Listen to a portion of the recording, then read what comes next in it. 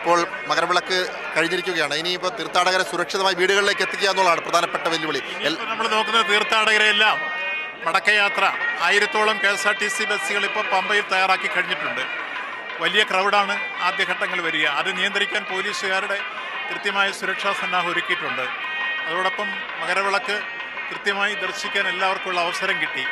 മണ്ഡല കാലഘട്ടവും മകരവിളക്ക് കാലഘട്ടവും ഏറ്റവും ഭംഗിയായി ഫലപ്രദമായി വിജയകരമായി നാം കാലകൂട്ടി നടത്തിയ മുന്നൊരുക്കങ്ങളുടെ ഭാഗമായി നമുക്കത് ഏത് തരത്തിലാണോ നമ്മൾ ലക്ഷ്യം വെച്ചാൽ ആ ലക്ഷ്യത്തിലെത്തിക്കാൻ കഴിഞ്ഞിരിക്കുന്നു. ഇവിടെ എത്തിച്ചേർന്ന ലക്ഷക്കണക്കിന് തീർത്ഥാടകർക്ക് ദർശനം ഉറപ്പാക്കിയിരിക്കുന്നു. ആരും ദർശനം കിട്ടാതെ മടങ്ങിയിട്ടില്ല. അതോടൊപ്പം മകരവിളക്ക് ദർശിക്കാനുള്ള അവസരമുണ്ടായി. അതിനുവേണ്ടിയെല്ലാം നമ്മൾ ക്രമീകരിച്ച മുന്നൊരുക്കങ്ങളെല്ലാം ഫലം കണ്ടു എന്നുള്ളതാണ് ഇപ്പോൾ ഏറ്റവും അവസാനം മകരവിളക്ക് കഴിഞ്ഞപ്പോൾ കാണുന്ന കാഴ്ച. എത്രത്തോളം തീർത്ഥാടകർ ഇന്നിവിടെ ഉണ്ടായിരുന്നു? ദേവസ്വം 2 ലക്ഷത്തിൽ പരം തീർത്ഥാടകർ വളരെ കാലേ കൂട്ടി ഒരാഴ്ച മുതൽ പർണശാല കെട്ടി താമസിക്കുന്നവരുണ്ട്. എല്ലാം കൂടെ കൂട്ടി ഒരു 2-2.5 ലക്ഷം തീർത്ഥാടകരെങ്കിലും ഇന്നിവിടെ ഉണ്ടാകുമെന്നാണ് ഞങ്ങളുടെ കണക്ക്.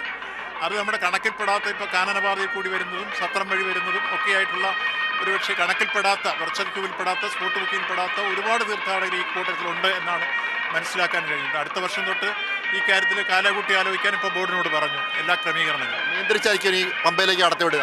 നിശ്ചയമായും ഇപ്പോൾ പമ്പയിലേക്ക് കൃത്യമായി നമ്മുടെ പോലീസ് സംവിധാനങ്ങൾ, ഫയർഫോഴ്സ്, അതുപോലെ വനപാലകരെ എല്ലാവരും ചേർന്ന് എല്ലാ സുരക്ഷാ സംവിധാനവും ഒരുക്കിയിട്ടുണ്ട്. ആ വ്യൂ പോയിന്റുകളിലെല്ലാം സുരക്ഷാ സന്നാഹം ഉണ്ടായിരുന്നു.